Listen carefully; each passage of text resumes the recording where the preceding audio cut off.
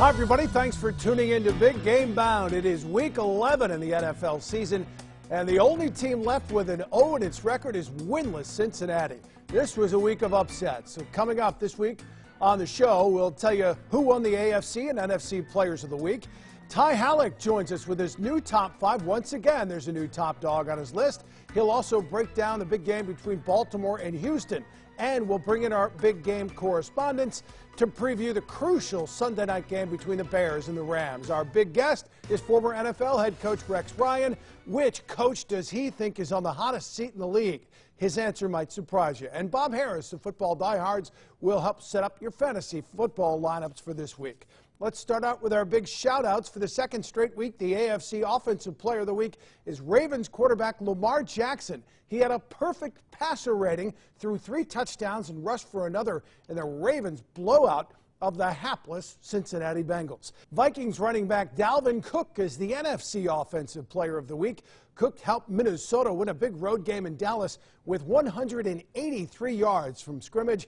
He also had a touchdown. He leads the NFL in carries, touches, rushing yards, and yards from scrimmage. The NFC Defensive Player of the Week is Jadeveon Clowney of the Seahawks. He had 5 quarterback hits, a sack, a forced fumble, and he recovered a fumble for a touchdown in Seattle's victory over San Francisco. That was the 49ers' first loss of the season. And the AFC Defensive Player of the Week is Jamal Adams of the Jets. Listen to these numbers: 9 tackles, 2 sacks, 2 forced fumbles, and a scoop and score, and the Jets win over the Giants. So that brings us to What the Halleck now. Ty Halleck played 7 seasons in the National Football League with the Lions, the Jaguars, and the Bears. He's our NFL analyst. And Ty, the biggest game in Week 11 is the battle of AFC division leaders, Houston at Baltimore. How much are you looking forward to this quarterback matchup, Lamar Jackson against Deshaun Watson? Yeah, and when you think about the National Football League and where it's trended, is just that. It's these two quarterbacks, their athleticism, their ability to make plays with their feet. They both have done very well. I think they both have 5 interceptions. One has 18 touchdowns in Watson and 12 touchdowns, I believe, for Lamar. So this matchup's going to be good. The trouble I have for the Houston Texans is coming into Baltimore, where Baltimore currently is 3-1 and has played some very good football. This matchup really ultimately will be about running the ball and not turning the ball over. But the Baltimore Ravens right now, I feel, are one of the best teams in the National Football League. And behind Lamar Jackson and what he's doing for his team and himself has just been an amazing run. It'll be very difficult, in my mind, for Houston to come in and knock them off in Baltimore. Did you see this coming in any way with Lamar Jackson? I mean, we saw how talented and freakishly talented he was at Louisville, but it doesn't always translate to the National Football League. Yeah, I don't think it always does, but I think more and more coaches are having the courage to work with these skill sets and actually put game plans together that take advantage of what these quarterbacks are able to do. And the thing I love most about Lamar Jackson, when you watch him play, he's not looking to get out of the pocket real fast. He delivers the football. He does the things they ask him to do. And when he does run by design, he does it very well. All right, the Steelers now 2 games behind Baltimore, but coming on strong. Every team in the AFC within 2 games of Houston. Colts are a game back. Titans picked up a huge win over Kansas City. They're just a game back. Which of these teams has more pressure on it to win this weekend, Ravens or Texans? I really think it's the Texans at 6-3, and again, being on the road in Baltimore, this is one where you can get something in your favor by going on the road and winning. There's a lot of pressure on them to do it. When you talk about the Pittsburgh Steelers, think about this. The Pittsburgh Steelers have won 4 in a row, and certainly they're just above 500. But let's look at their schedule. They're playing the Browns, the Bengals, the Browns, then they're playing the Cardinals, and then the 2 tough games that they have left is the Buffalo Bills and the Baltimore Ravens late in the season. And, oh, by the way, they got the New York Jets in there. So the way they're stacked up right now and the way they're playing football, even without Ben Roethlisberger, they're playing some decent football, but they've got a schedule that I think for the AFC favors them quite well. Yeah, it's such a crazy weekend in the National Football League. 49ers suffer their first loss. Bills lose to the Browns. Atlanta beats the Saints. Chiefs lost. Dolphins beat the Colts. What does that say about how difficult it is to win games in this league? Well, I think a lot of people will go, you look at the Miami Dolphins this year, and everyone was talking about them tanking. You think you got to understand, these coaches aren't in it to lose. The players aren't in it to lose. And these are the best of the best. There's a lot of skilled guys that don't make it to NFL rosters. They could probably have more teams based on the number of guys that quite frankly have the talent to play, but there's only X amount of roster spots. So even the teams that aren't so good, look, every single week you have to come with your A game. You got to be ready to rock and roll, because if you're not, the team will knock you off. And I think a lot of that's been said, particularly when you look at the Saints going down the way they did, New England the way they lost a little bit ago. These are the top of the National Football League, and they're getting themselves beat as well. So a lot of competition roster to roster. Matt Stafford has taken more heat than he deserves from Lions fans and critics. 136 consecutive game streak comes to an end with a back injury, especially considering what he's been through and his wife and her situation. Should fans of the Lions be worried that this becomes a Tony Romo situation where he steps away from the game? And we've seen a lot of Lions walk away from the game at a young age. Barry Sanders, Calvin Johnson come to mind. Yeah, I'm not quite sure, but Matthew Stafford has seemed to be the ultimate competitor. I mean, I'm not surprised he's been injured. He throws his body around. He does a lot of great things for the Detroit Lions. I certainly think with what's happened with his wife, it'll be some time for pause. But I think Matthew Stafford sticks it out. He wants to win. He hasn't had that opportunity, and he's playing as good a football as he's ever played right here, right now. All right, Saints were your #1 team last week. They lost. 49ers, your #2 team. They lost. Any changes in your top 5? Well, I shuffled it around a little bit, but you'll be surprised, I think. When you look at #5, the New Orleans Saints, I bumped them down. They had a bad loss against Atlanta, but I still think they're one of the top teams in the National Football League. The Seattle Seahawks come up, who beat the San Francisco 49ers. I think they're playing very good football, and Russell Wilson has been just in fuego. I mean, that guy's been unbelievable. Baltimore Ravens step in with Lamar Jackson. The New England Patriots, I think, are still at the top. I bumped them up a little bit, even though they didn't necessarily play. The San Francisco 49ers, I'm not moving them because that young team had a young kicker, not their kicker, Robbie Gould, who was injured, missed a field goal late. I still think they're one of the best teams in the National Football League, if they're not the best. They're young. Kyle Shanahan's coaching them well. They're still the tops in my mind. Another game we'd like to break down here, the Bears at the Rams Sunday night at 8:20. And joining us from Chicago is a guy who knows a thing or two about the Chicago Bears, Jarrett Payton. Jarrett, these are two teams that a lot of experts figured would be playing in the NFC Championship game. But right now, their seasons are both kind of hanging in the balance. How much pressure is there on Matt Nagy and the Bears right now?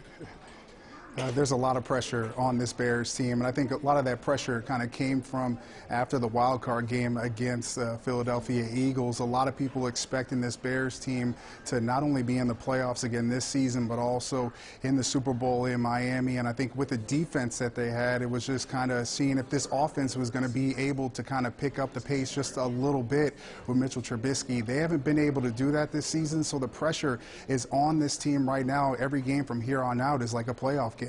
Yeah, Bears fans were getting a little salty with Mitch Trubisky, but 3 touchdowns against the Lions. Has he turned a corner, or was that more about that Lion defense? I'm going to put it on that Lions defense. That secondary is pretty poor, so, I mean, Trubisky had to take advantage of his opportunities that he had. I thought he probably could have had a little bit more and had some more touchdowns and more yardages during the game. But this is one of those things where I don't know if he's turned the corner yet. We'll kind of have to see after this Rams game. Can he duplicate that game that he had last weekend against this Rams team? If he can do that, then it's going to give this Bears offense and this Bears team an opportunity to keep their playoff hopes alive. I want to talk about this defense. Last year it was an absolute beast led by Khalil Mack. This year, Mack just 5.5 sacks. Why hasn't he been as productive? Well, I'm going to tell you, a lot of people, as I started to figure this out yesterday, are trying to break down why we're not seeing that the production out of Mack. A lot of it has come with how offenses are playing them, especially with the Bears offense not being able to put up points early in the game. That right there is not giving this defense an opportunity to pin their ears back and get to the quarterback. So, you know, opposing offenses are running at him, and I think that's been the recipe. Without Akeem Hicks in the lineup, it's really kind of hurt this defense and the run-stopping game for them, and I think that's what we're seeing. Him not being able to get to the quarterback, but him putting his hand down and have to fight off blocks, a reason why he only has 5.5 sacks. Yeah, when you think of Chicago Bears football, you think of great linebackers and a great running game, but they're near the bottom of the league in rushing. Why?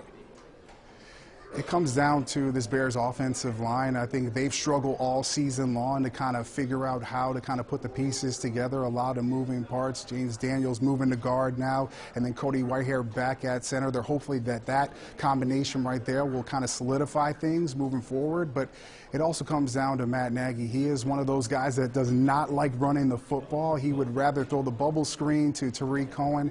But right now, a lot of this pressure has been put on Mitchell Trubisky and his arm.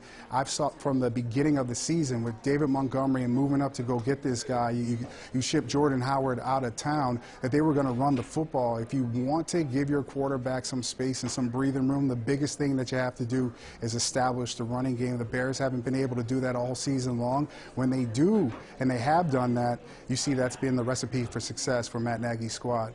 All right, Jared, I grew up in Chicago, cheered on your father. I'm sure a lot of people have seen now from outside of Chicago, have seen your last name. What was it like growing up, the son of sweetness? And did you ever do the dune workout with him?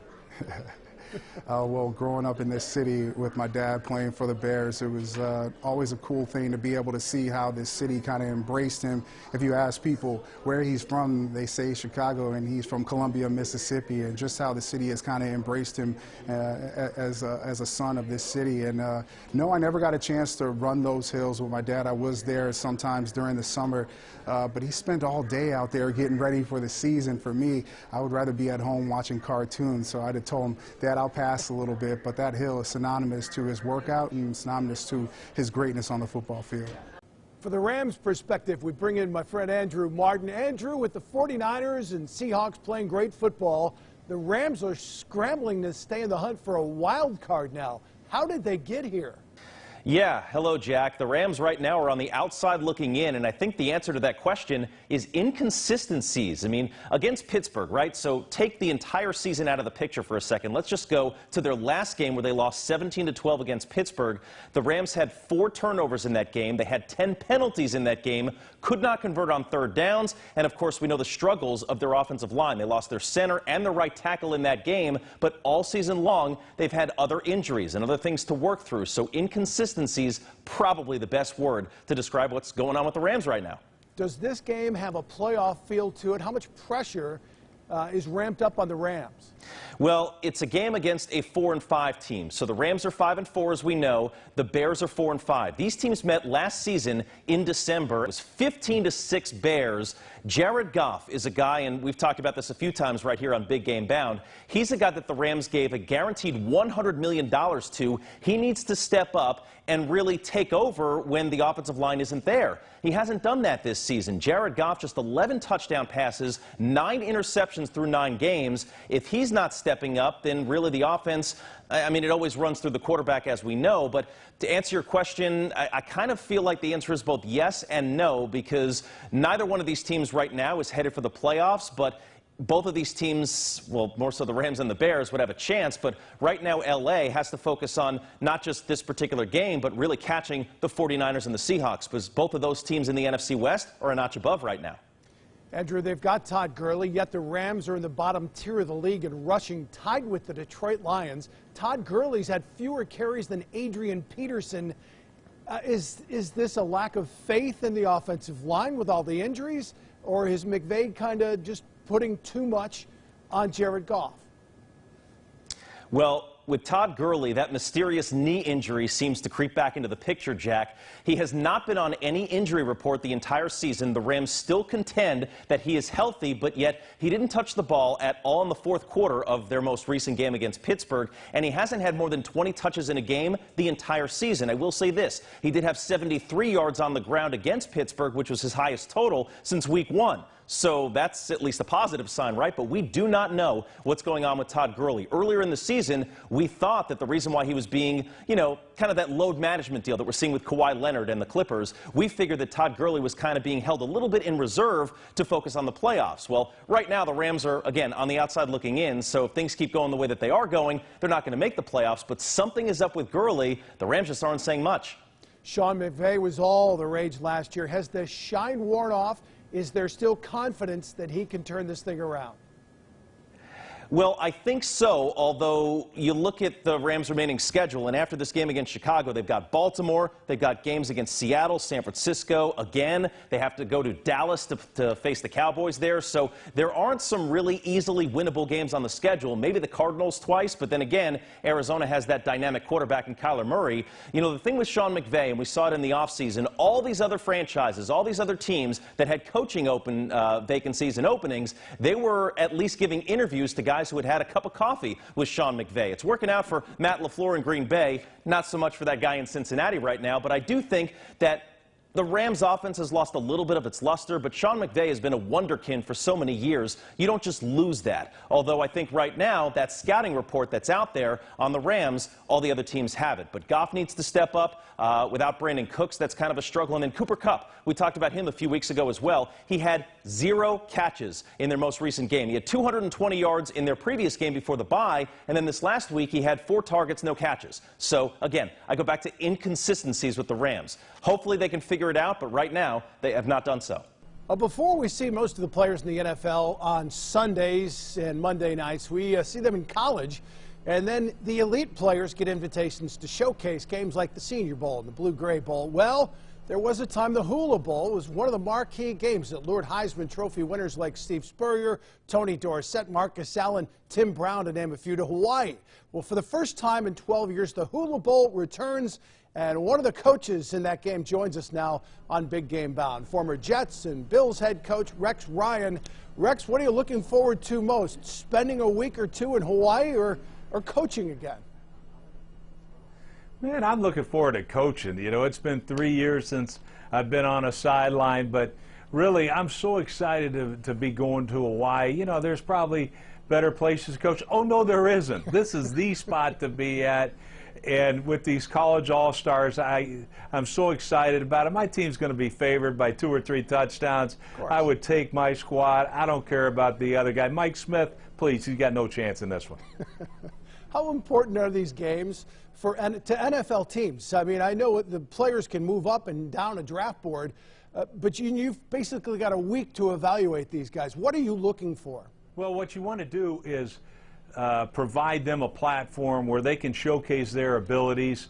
And I think it's a great opportunity that, look, is it going to be kind of dummied down a little bit system-wise? Yes, but it's totally away from what they've done already in their colleges. They got to learn a new offense, a new defense, and I think it's good for them. And like I say, they're going against college all-stars like themselves. And so you get a chance to see these guys compete against really good players. And I think that's what it's about. And oh, by the way, you're going to Hawaii, and so it's great for your families also.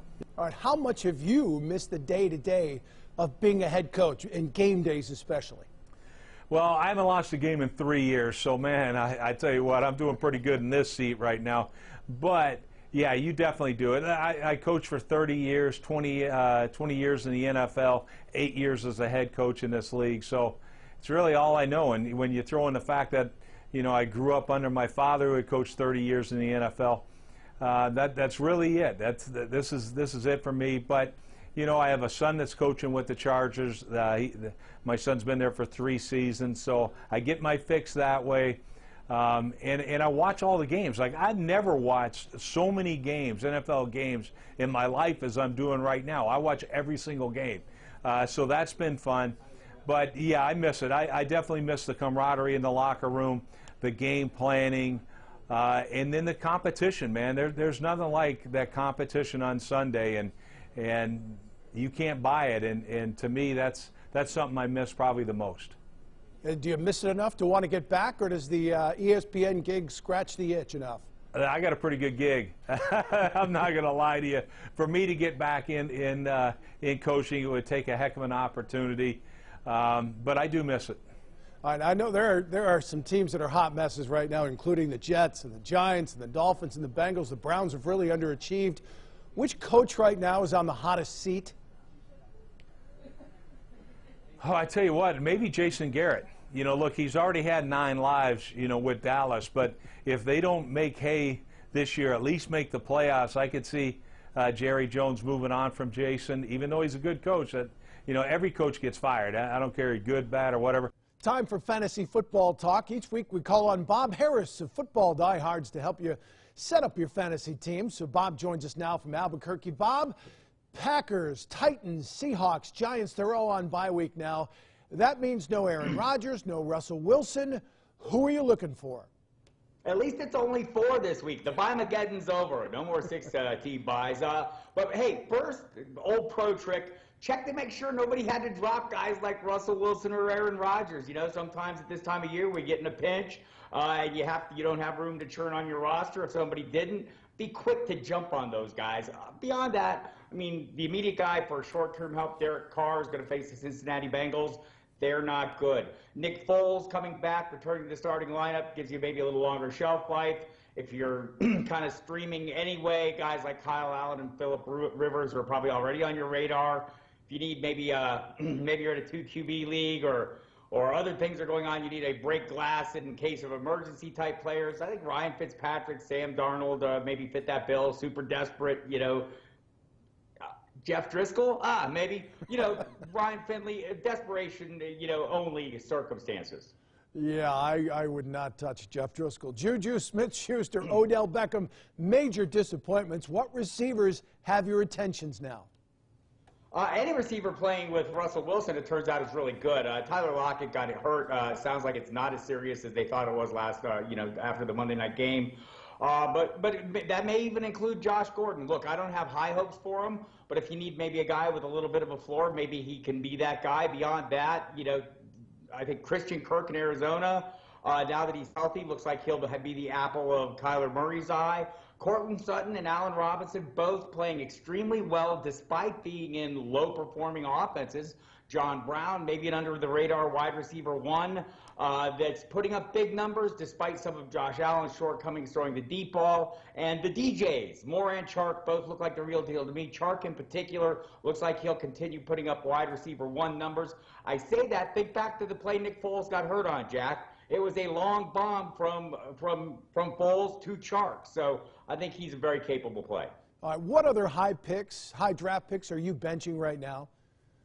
Well, I mean, depending on the options, I mean, David Johnson doesn't have to be in your lineup. Todd Gurley does not have to be in your lineup. Joe Mixon doesn't have to be in your lineup. So I realize he's coming off a big week. He's not going to get those 30 carries every week, and, you know, they're going to be playing from behind. I know they were last week. It seemed odd. Baker Mayfield isn't producing at the level we draft him to produce at, and you mentioned those wide receivers. I think, you know, the key here is divorce the name from the numbers. Go into your league scoring system, your league commissioner site, and look at the numbers and see what people are producing. The average weekly totals are very important, and those are the numbers you want to go on. All right, for owners that are out of the hunt, maybe have already been eliminated, what advice do you have? What can they do now that might help them next year? First, they can keep playing like it means something, right? I mean, you owe that to the rest of your league mates. Be a spoiler. Go out there, compete your tail off. That'll put a wrap on Week 11 of Big Game Bound. We'll be here every week through the NFL season, streaming a new episode at 1 o'clock on Thursday. A big thanks to our correspondents, Jarrett Payton and Andrew Martin, our guest, Rex Ryan, analyst Ty Halleck, and fantasy football expert Bob Harris. For our producer, Spencer Wheelock, and our studio crew, I'm Jack Doles. Thanks for joining us, and we'll see you next week on Big Game Bound.